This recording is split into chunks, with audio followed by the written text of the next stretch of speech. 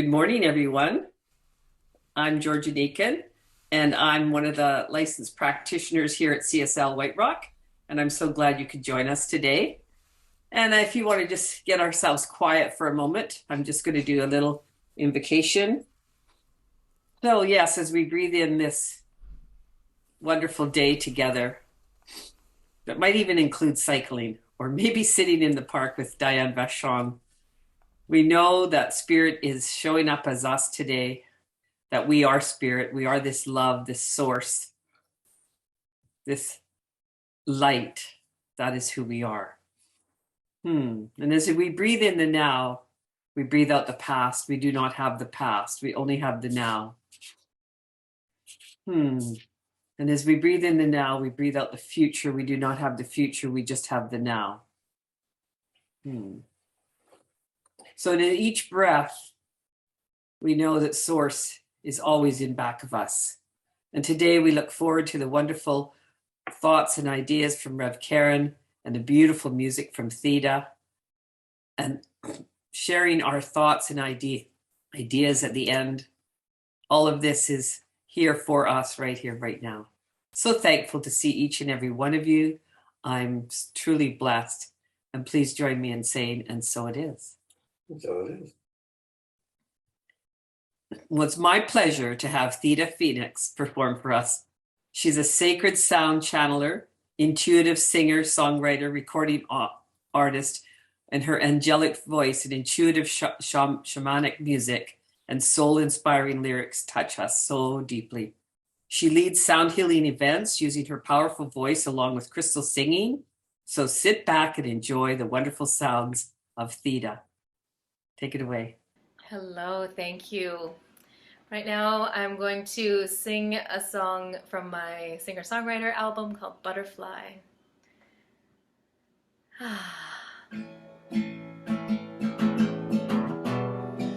It's all about transformation.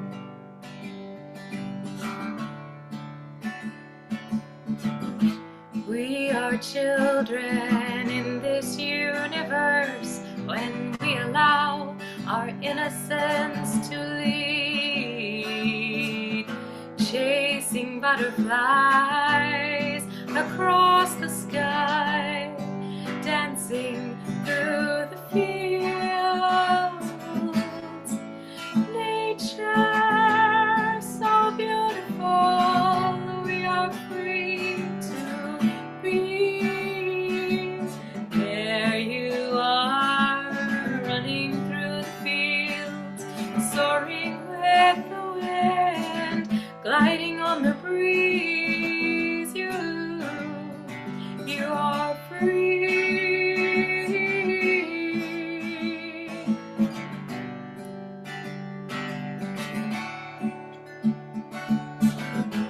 Caterpillar inches up the tree with such a steady contemplation. He holds a secret deep inside. It's the truth of transformation. When the time is right, the caterpillar weaves itself into a cocoon. We cannot rush the process, don't want to break her out too soon. Nature has a plan, divine timing is at hand. For after the struggle you will see that butterfly flying free. There you are, running through the fields, soaring with the wind, gliding on the breeze. You are free.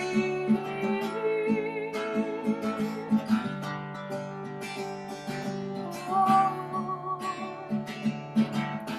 We are just the same as this caterpillar in this human game.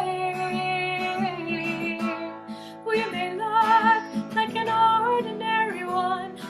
Don't be fooled, we are all children of the sun, waiting till the time is right to spread our wings, break free and take flight. We feel the love, for it is what we are made of. So let the light break through, as one by one we all awaken to the truth. We are one. There we are, running through the fields, soaring with the wind, gliding on the breeze. We are free.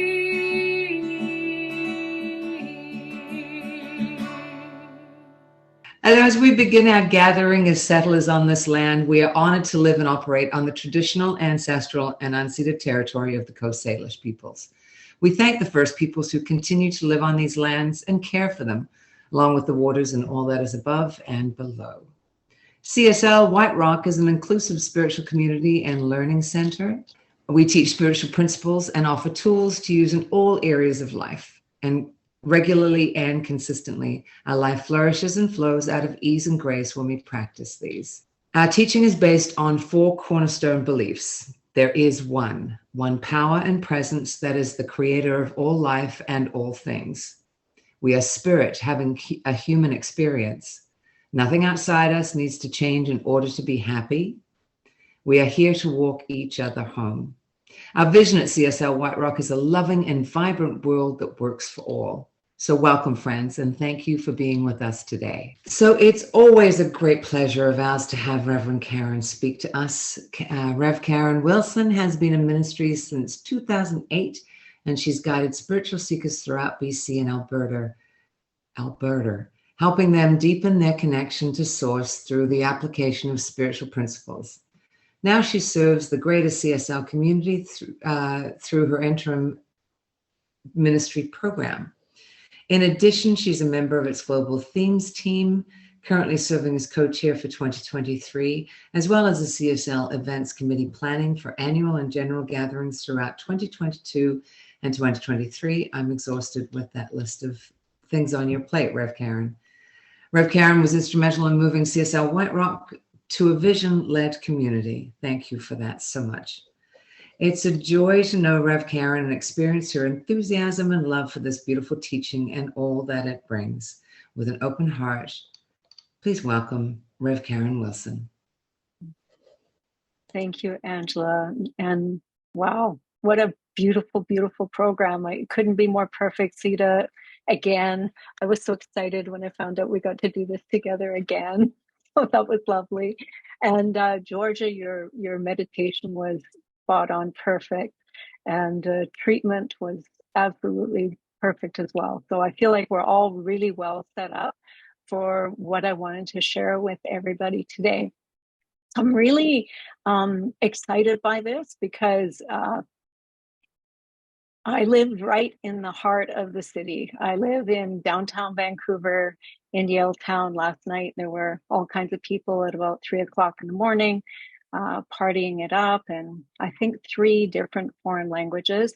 So that was interesting. So there was a kaleidoscope of humanity outside, and that's typical, right? That's typical of where I am. And yet my heart craves to be in nature. And so I make a point every week to make sure that I spend some time not just walking a seawall with sidewalk and concrete, but to actually live and breathe into nature. And so yesterday I went to Pacific Spirit Park, and I ended up walking through this really wide open grove. And I don't know if it's ever happened to any of you, but when I get into especially forests, probably because I grew up here, I really feel moved. I feel like part of me just merges with that bigger idea that's being expressed through the earth itself. And so here I was walking through this, and the light, of course, was absolutely perfect. And there was some space between myself and the greenery that was around me, the cedar trees, the fir trees, and the chattering of squirrels and chipmunks and all those good things. And I saw this piece of cedar in front of me, and the light had hit it in just the right way that the sap that it was coming from the cedar sparkled like gold. I'm not kidding you. It was like something out of The Hobbit, you know? You just thought, wow, there is gold coming out of this tree. And as I got closer, sure enough, it was sap. I wasn't terribly surprised, but the beauty was astronomical. And then I took another step and saw a tree. Oh, I took a few steps and I saw another tree. And this one was interesting as well because it had grown up like this. And at a certain point, quite early in its lifetime, it had divided like this. And the image was amazing because I realized that at some point in that tree's little baby life, energetically, it needed to make a decision. Was it going to continue to try and plow through whatever the obstacle was, or was it going to try and move around it? And clearly it chose to move around it. And there was no sign of whatever that obstacle was. But there was a compensating thing that happened with that, which was that it wasn't as tall as the other trees that were around it, which made me think, so energetically, some of the energy that would have normally gone to growing up had gone into growing around. So these are interesting things, not just because of the beauty of nature, but because there are spiritual laws that are expressed through nature. So the energy that we have within us can come out as the gold that we see in our world. And the law of compensation, which we know about as well, the tree is a beautiful and divine expression of that. Theta talked about the caterpillar and its pure design for inner transformation. And so we see in nature all of these things and we resonate with it, not because it's other than, we resonate with it because it is in and of us. And that's the critical part here, is to realize that we are not imposing our egotistical mind upon something that is external. When we recognize that spirit within the outside and we merge with that spirit in the inside, then what happens is we too become a divine expression that is working in concert with the nature of our very own being. So that's our spiritual nature. And so what I think about it is I say we are of nature. It operates in and through us. We are the living embodiment of all that is in the all. We are each an individualized expression of nature itself. So we can look at this scientifically, and we know that this is true. And, the ancient peoples didn't know it was true, and yet there was some part of us that knew that it was true. So again, science moves forward and it continues to prove what our spiritual nature has always known. So according to science, 99% of all of us, according to our DNA, is exactly the same thing. Doesn't matter where we live in the world, how we grew up, what country we live in, what color our skin is, nothing matters. 99% of our DNA is exactly the same. It doesn't matter what gender we are. It doesn't matter our choice, our expressions, any of those things. So it's interesting because we get that 1%, right? We get that little 1% to play with. So how am I going to do life? And I joked a little bit about that earlier when I was thinking about talking to you guys. And if you read my little blurb, I talked about Secret Squirrel and how it is that we each have our own individualized expression. So we've got squirrels that are all over the world, apparently. And then we have species. And then we have the individualized expression of one squirrel who maybe has a very different nature than all of the other squirrels. You might think, I don't know much about squirrels, so that couldn't possibly be true. So let's pick something just a little closer to home. What about a dog? Or what about a cat? And we've got lots of experience with dogs and cats, and we know that even within breeds, there is certain traits. And then there is yours. There is yours, and yours is unique. And you know it's unique because you've spent so much intimate time with it, studying it, and you know how your particular special animal is different from all the others. Same thing for absolutely everything. We have our unique, individualized blueprint, and our entire existence is really to try and bring to life and bring to light what that individualized expression is asking of us. So when I think about nature, I often go to one of my favorite writers, and that's Ralph Waldo Emerson. Now, some of you may know that Ernest Holmes drew some of his ideas from Ralph Waldo Emerson, who in turn really created a marriage between the East and the West. He was in the early stages of Eastern philosophy coming into translation. And so he got a glimpse into some of those ideas that had been buried. And he was able, as a Unitarian minister by training and by generation, I think he was a third or fourth or maybe even fifth generation Universalist. Unitarian rather. So by both of those things, he was able to sort of merge those two, and he looked a lot at spiritual principles, and he looked at nature as one of those key spiritual principles. And he looked at it in some really specific ways. And I just want to, he has a book called, or an essay called Nature, and it breaks it down into a number of things, and it's too long for me to go through all of them, but I would like to highlight a couple of things about certain pieces of it, because again, I want to emphasize that aspect that we are in and of and through nature. So he looks at nature, and the three ones that I want to talk about are commodity, beauty, and language. So the first one, commodity, I think we pretty much have a pretty good handle on what that means, but maybe not as much as Emerson does, because he spent a lot of time really, really thinking about it and drilling into it. So Emerson says, yes, the nature of us as humans is we look at the planet as something that we can use, a commodity. And sometimes that means that we create a separation from it. So I think that I need to go out into the forest in order to have my aha moment of unifying with spirit. But I want each of you to look in the room you are in right now. Doesn't matter which room it is. Doesn't make any difference. So if you're in your living room, I want you to think about what the components are in your furniture. Maybe you have material on your couch. Where does that come from? Maybe you have leather. Maybe you have wood. Maybe you have metal. Where does the metal come from? It comes from the earth. Where does the leather come from? It comes from the animal. Where does the wood come from? It comes from the tree, which in turn comes from the earth. If you're in the kitchen, or you can see your kitchen, maybe you have stainless steel appliances. Maybe you have ceramic tiles. That too comes from the earth.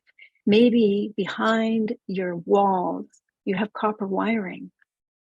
If you start to sort of deconstruct your very home and start to really think about all of the elements of the earth that are there with you right now, the light that is there that comes through your windows, the elements that are required to bring electricity to you, you are living in nature formed by humans who are also of nature right now. So yes, we can go outside and see the water flowing through the river, but the water that flows through our tap is just as miraculous. It is all being that divine expression of nature itself coming alive with us. So the next thing that he talks about is beauty. And he says that there are three elements, three aspects of beauty that nature brings to us. And again, we might think, well, it's pretty obvious. Nature is so beautiful. And sometimes nature can be incredibly ferocious. And in its ferociousness, it's beautiful. And we know that, for example, there are some people who like to call themselves storm chasers, and they will go anywhere. I know Tofino is a big highlight for this, to watch a storm, because the ferocity of nature is truly a beautiful thing to behold if you can be in that consciousness that says, this is all, and all of this is for us, and all of this is part of everything, just as death is part of life and rebirth and all of those things. The other thing that nature does is it gives us an opportunity to rest. When we walk on a beach, or we walk through a woods, or we do any of those things, we put our toes in the sand and out into the ocean, we often find ourselves taking a breath. And when we're working, maybe we're not breathing, but there's something that happens that catches us, that goes, and so that is our response, our conversation with the nature, and we, again, are being part of it. The other thing he points to is what he says, every natural act is an act of grace.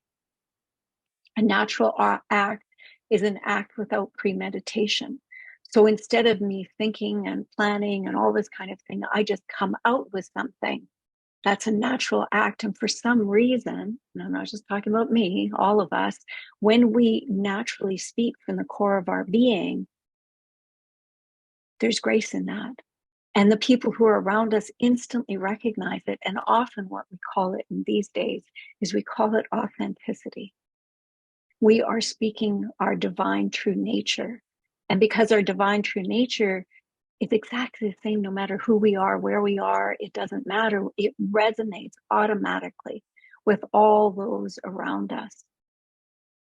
It resonates with those and attracts those to us that are of the same like-mindedness in that specificity part of who we are. And it shows that spirit is behind it. Spiritual practices are designed to enhance this ability. So if you think about Zen meditation, you think about any kind of form of meditation, you think about recognizing the law of cause and effect. As we go deeper into the law of cause and effect, what happens is first we see the effect. That's kind of part of the teaching, and we learn about the cause. But as we go deeper, we start to think to ourselves, now wait a second, what am I trying to create here? What do I believe? And so we start living in accordance with the belief and the truth and the nature that all is love, for instance. So I need to choose my words wisely, which is moving into our next element, which is language. Language too is of nature, and we've heard so many examples of that through Theta, through Georgia.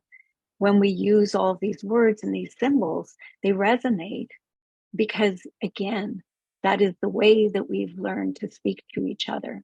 We speak to each other of fire. We speak to each other of the lion nature, of courage. We speak to each other of animal spirits. We speak to each other, and this isn't just in spiritual circles, this is all through humanity, all through great literature. This is a universal way that we communicate so that we can hear at the deepest of levels what it is that is trying to be expressed through us. This language is what he says, words are signs of natural facts. So as we say, for instance, we talk about straight, there's a natural fact of the so-called, we talk about a horizon. Now we've learned that there's, a world. And so there's some bending that's involved, but still there is language that is often connected at its origin to natural laws and natural principles. And then we move into what I was talking about before, which is the area of the symbols and how those symbols become spiritual fact. And then the actual essence of nature itself, that we are talking about the essence of life, that creative spark of life, whenever we speak about nature. We have this tendency as humans to think that we are separate from, and I believe that some of this comes from the very early part of our Western civilization biblical teachings, which is where Adam and Eve were created in the Genesis story. And then what started to happen was there were all these animals. And so Adam started to name them. And as soon as we name something, there is the greater idea that we are creating a layer of separation instead of creating it as being part of. So they name the lion, and now the lion is separate from. They name the bird, and the bird is separate from. They name, et cetera, et cetera. And yet, we are birds too. Do we not fly sometimes? We have created ways that we have figured out how to fly. It's not the same as having growing wings. And yet, we continue to expand and to grow, inspired by nature itself, and learning that this is our way, perhaps, of doing the same.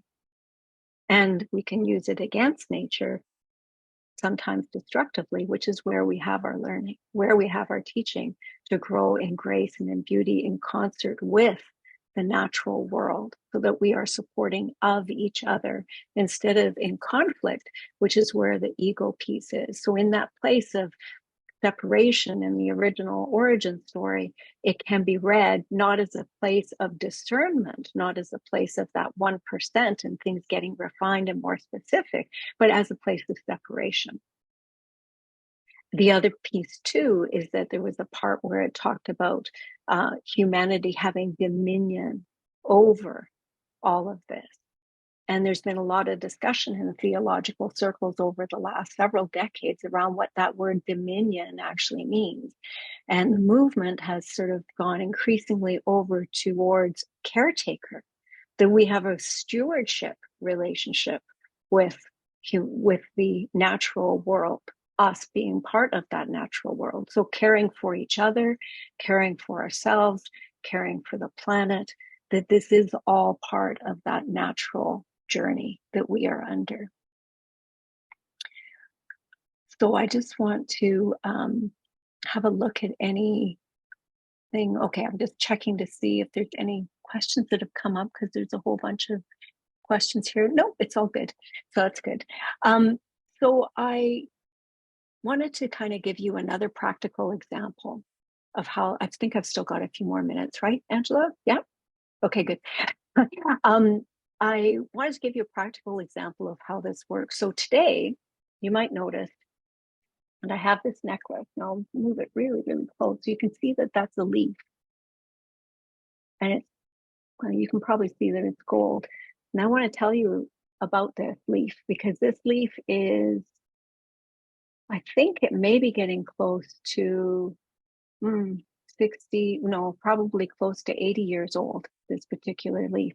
My mother gave it to me just a couple of weeks ago. And the story of it, again, is all tied to nature. My grandfather in Denmark was a dentist, and he wanted to give his wife, when they were quite young, a gift.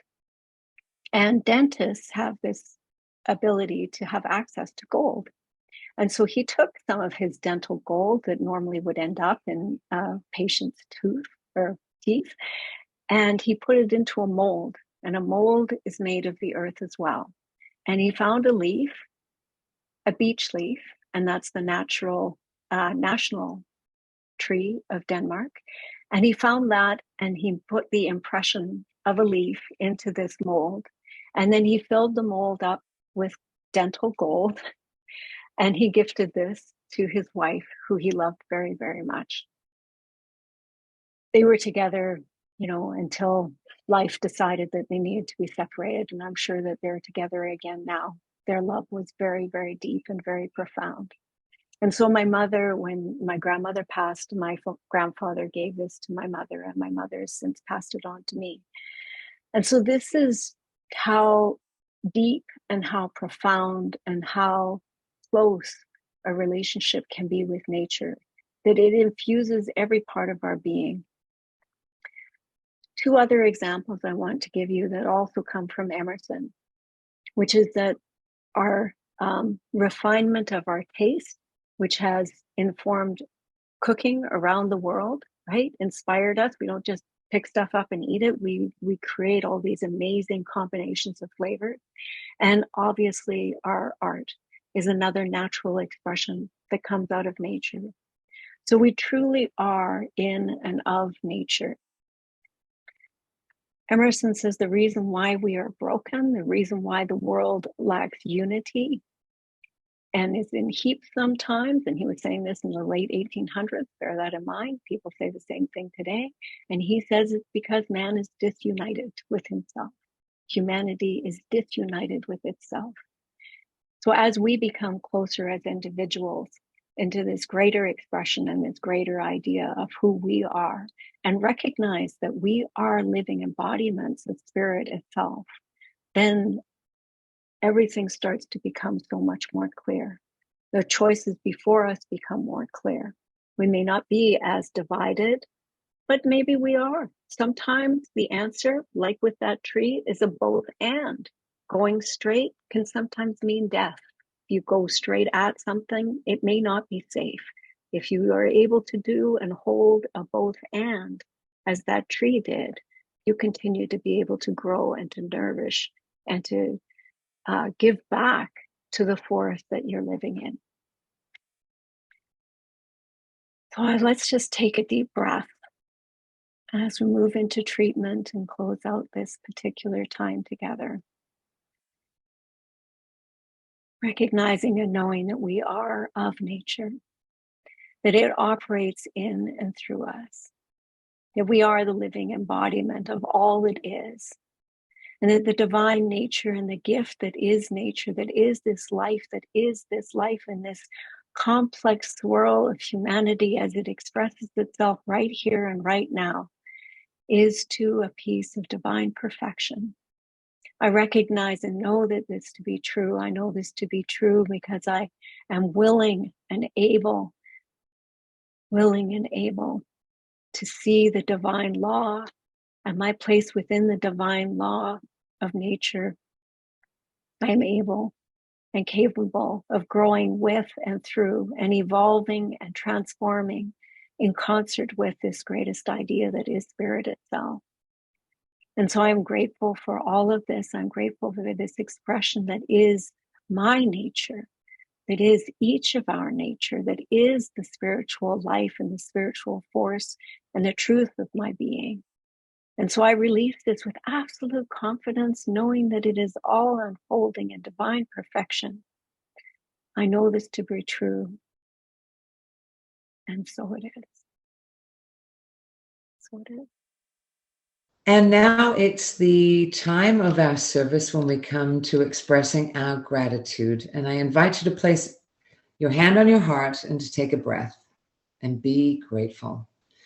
When I think from gratitude, I recognize all of the good things that are available to me. With an open and loving heart, I give thanks for all the gifts that life continuously provides. And so it is. Please join me in showing your gratitude by making a donation to CSL White Rock. And should you choose to give regularly, you can join our committed giving program. All the information that you need to get started is in the chat. Thank you too for that. So there are 3 ways to give. You can go to our donate page on the website. You put in any amount you want, and this is where you can also become a monthly donor. You pay by mail, send us your check. The mailing address is right there, and you can pay by e-transfer if you prefer. Anyway, we are so appreciative of any of your donations because we want to keep this vibrant little community going and we want to keep spreading the word to as many people as we can.